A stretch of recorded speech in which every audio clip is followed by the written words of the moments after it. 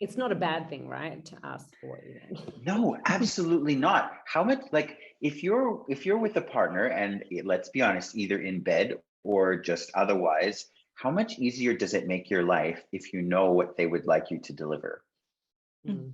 If they've articulated, hey, I would really like X, Y, and Z. I really would like it if you touched me here. I really like, if you know what it is that they would like, it makes everything so much easier. It's the guesswork and trying to like read into the subtext of their actions to figure out what their expectations are that end up driving you bonkers, because it's all like guesswork and it's all like trying to read the subliminal messages rather than going, hey, this is what I would like.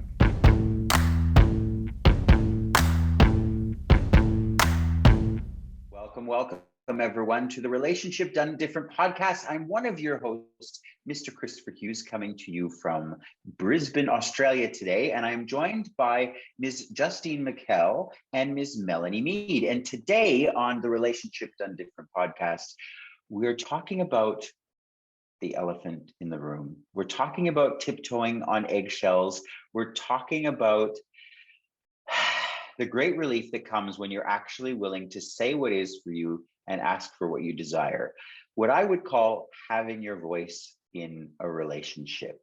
So many of our listeners out there probably have had the experience in relationships of not wanting to say something for a multitude of reasons. Either you don't want to offend someone, or you're worried that if you say the wrong thing or say what's actually true for you, you might lose the person's attention that you've decided is so valuable to you. Now, Justine, do you have any experience with this? Well, I do. Maybe you can help me. Me too. Like, I want to know, like, how do you talk about subjects that are uncomfortable? Because you were saying the tiptoeing, but also you don't want to lose them, but you don't want to offend them because they may be sensitive. Whether it's to do with finances, or it could even be attracted to another person. Like, there's like, how far what do you talk about with your partner, like, without offending them? So I guess, is there a way? Okay, I'm going to get some facilitation here. So is there a way, if there is something I wanted to bring up, say, example, money, and I didn't want to offend the other person, how would you suggest I go about that, Christopher? Great question. The thing is, you do have to be, well, you don't have to do anything, but it's valuable to be aware of the other person's world, what they can receive and what they can hear in particular. Like, there's this idea that we should be able to share our truth and say what is for us. And quite often, most people's idea of sharing their truth and saying what is delivering judgment. And that's not the case. There's got to be a place in our relationships, whether they're personal or business, where we can say what's true for us and ask for what we require without it being about a shortcoming on the side of the other person. So what I always look at in that world is, I look at the person that I'm talking to, ask myself, and for you guys out there listening, these two questions can really help you. What can they receive and what can they hear? And then I'll ask what I would like from the place of making it about me, not what they're doing wrong. If you're trying to look at correcting a behavior of theirs, you might be judging them a little bit. But it's totally okay for you to say to them, hey, when we cover the monthly bills, or when we put money into our joint account together, honey, I really would like it to change a little bit, or look at maybe adjusting to a new system, because the way we're doing things right now, I'm noticing that I am getting a little bit upset about it, or I'm feeling a little bit taken advantage of, and I know that's not your intention. So what can we change here so that it works out for both of us. Mm. And that's just, you've kind of just taken all the charge out of it because you're making it about you. Because I know sometimes I do that. I have verbal diarrhea, and what I'm like, men seem to just want to fix everything, like, and sometimes things, I don't need it being fixed. I just need to do verbal diarrhea, but I'm saying it in the wrong way that would offend. Yeah, so I love how you put it like that. Yeah, don't make it like, make it more about you. Yeah, and almost make it more about you, and make the situation outside of your relationship with that person. And almost like you guys are working on it together, looking from the outside in and going, so how do we change this so that it works? As opposed to what happens where everyone's kind of tangled up in this situation and everything they do and choose becomes this like symptom of a bigger problem. Yeah. Instead, if you just go, let's acknowledge that both of us have a part to play in this scenario. And if it's not really working or we're not happy, what can we do? What can we change? What questions can we ask to create a different possibility here? Rather than, you're doing this, you're wrong. It really pisses me off. What is, yeah, if you're a nag in the kitchen, you won't get a stallion in the bedroom. Oh my God. I just watched the best documentary about Julia Child. She was the TV cook who like revolutionized food in America.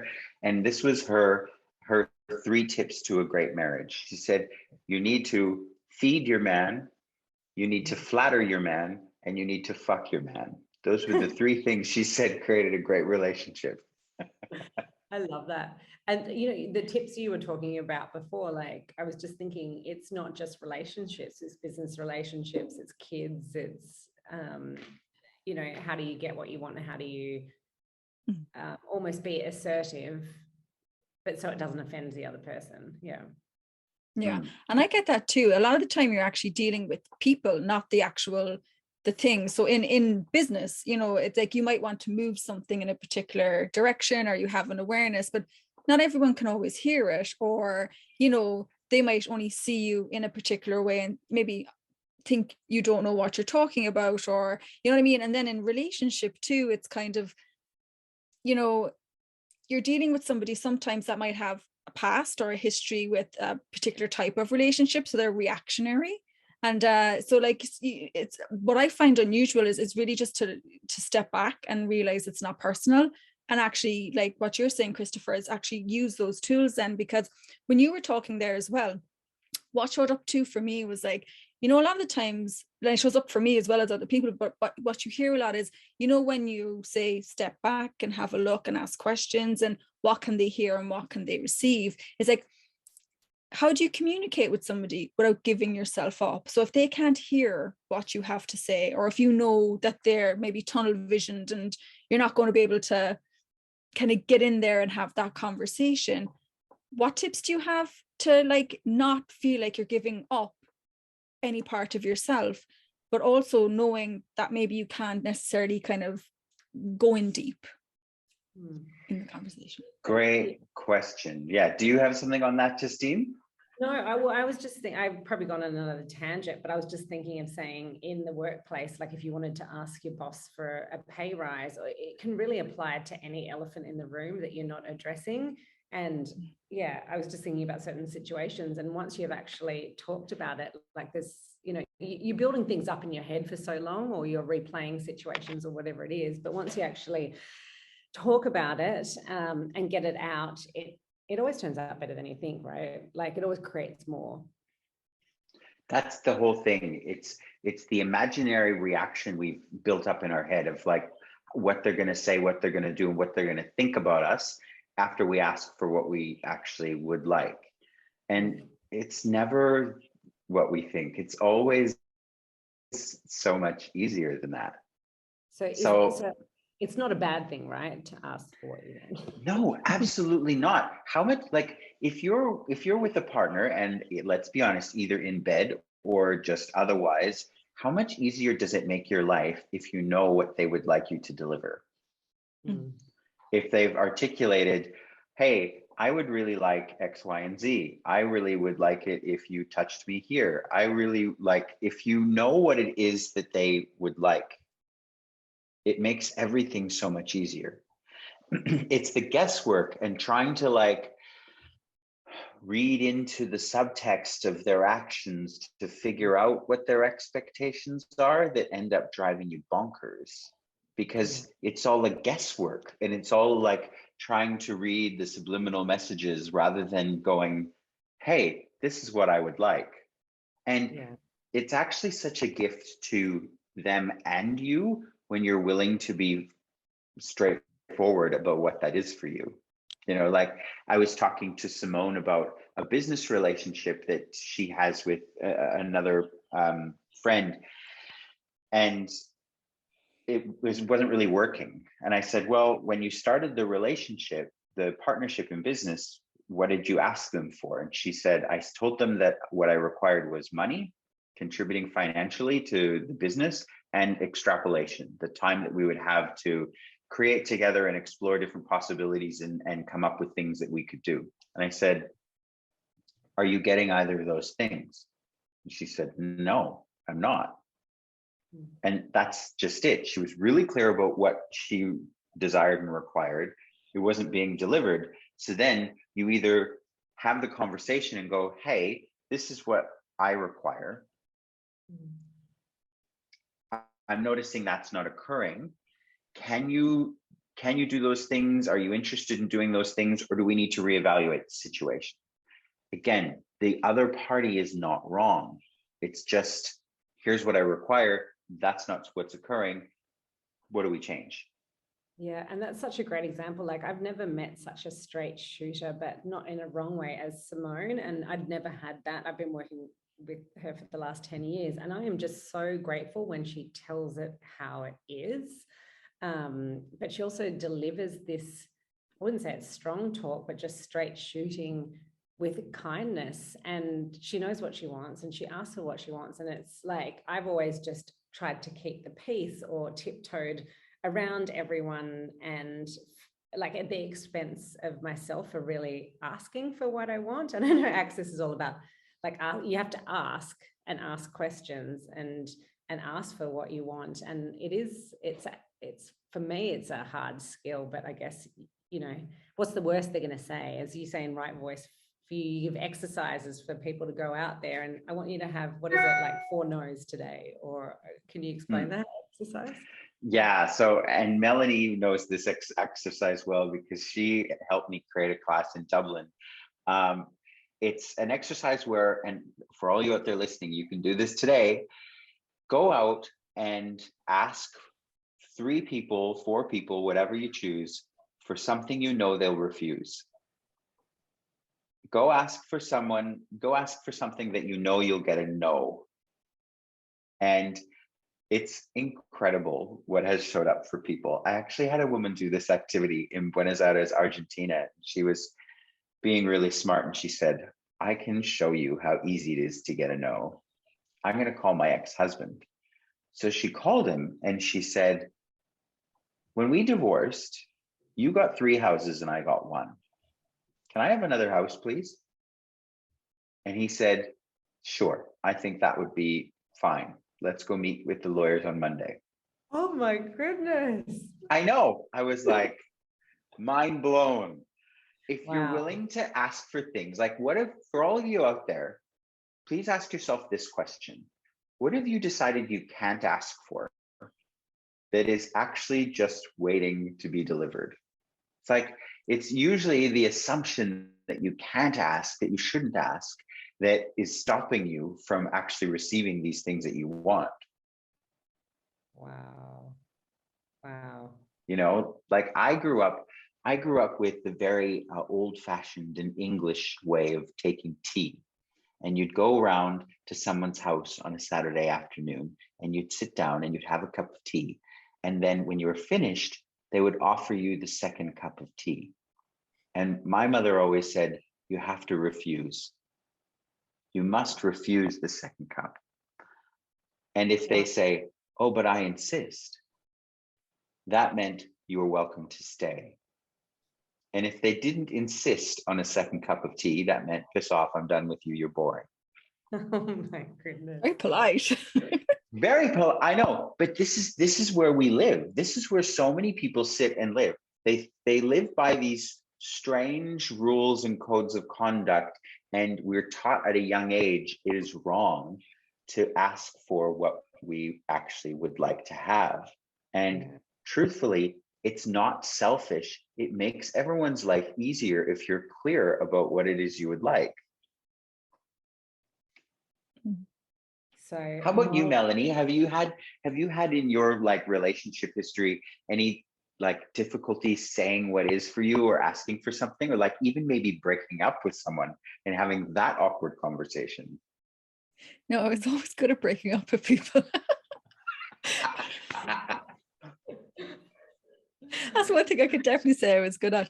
No, it's just really interesting because like it's kind of like, again, asking for what you want, but like what Justine was saying, like trying to be so considerate of the other person and kind of where they're at and how they might take something, and maybe a way to frame it, because you know, like there's just so much going on. And you know, like I would always have said I never asked for much, but you know, I would have been seen as extremely demanding, so I never quite understood what I was doing half the time anyway. But like that, it's just, there's all those moments where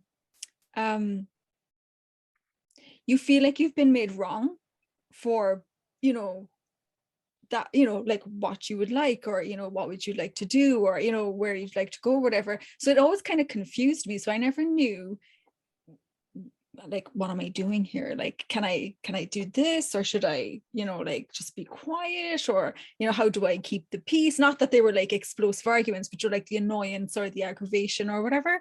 So, and I'd be fairly easygoing on a good day. So for me, it was just mixed. I was listening to like the first podcast we did in this season recently, and I still maintain the same thing. I'm really not sure what goes on half the time with people, because to me, the interactions are so different. So I spent my life trying to figure out, how is it done? Like, how do people interact? How do you basically not offend the world, yet actually at the same time be really happy with what with your own life? And it's just been one big giant blur, like a confusion and an ongoing adventure to actually have more of you. And also, you know, like I suppose like one of the things that a lot of people that don't work with me would say this, that they're always like, oh, you're such a strong, independent woman. And sometimes I'm like a big girl. Do that kind of way. Like I can't, like, you know, I am not afraid of, you know, I love somebody lifting something heavy and, you know, all the things. But apparently I put that out there. So I spent a lot of time, how would you put it, like putting people at ease for the traits that people found very domineering. So like I think it's just an unlearning now for me to actually just step back and go, like, if I was showing up as me today, you know, what would it be like? And if I was to ask for what I wanted, what would that be? You know what I mean? Because it's just a really long history of trying to keep the peace. Well, if you don't ask for what you want, you might never end up with a house like the person Christopher talked about, right?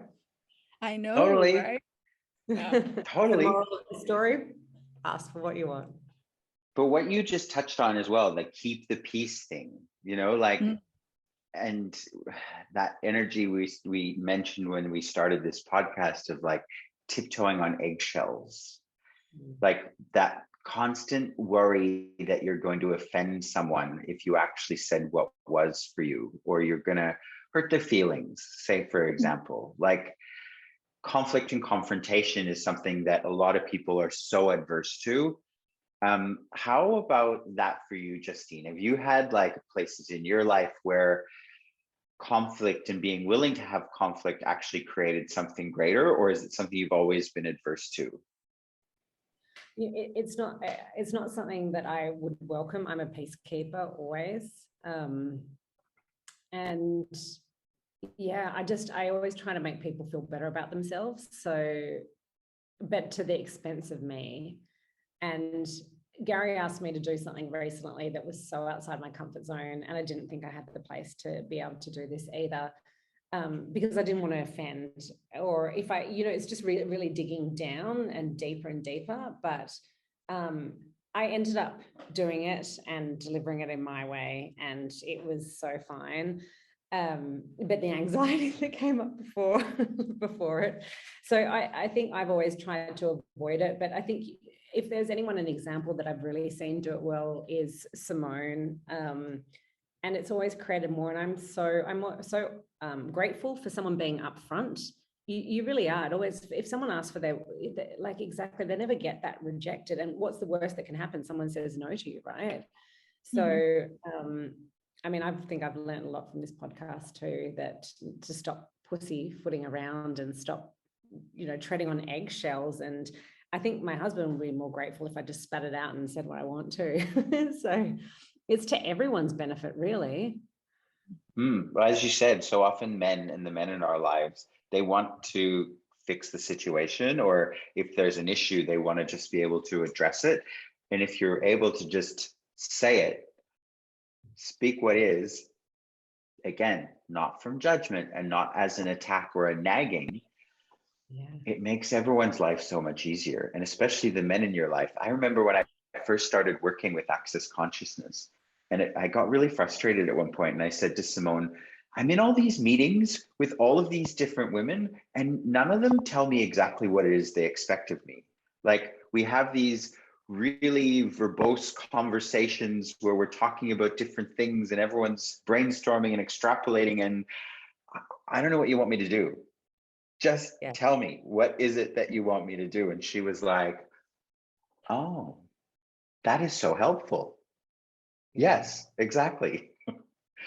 So I think that is bringing our season to a close here, folks. And thank you, Justine and Melanie. Paula Peralta couldn't be here today. She's at an event in New York, but we, all four of us, with some special guests, will be seeing you next season. So, of course, like, subscribe, share on the Relationship Done Different podcast, and we would love to hear from you as well. If you have any questions, topics you want us to explore, or something that came to your attention with any of this season's material that you'd like more information on. So reach out and touch us.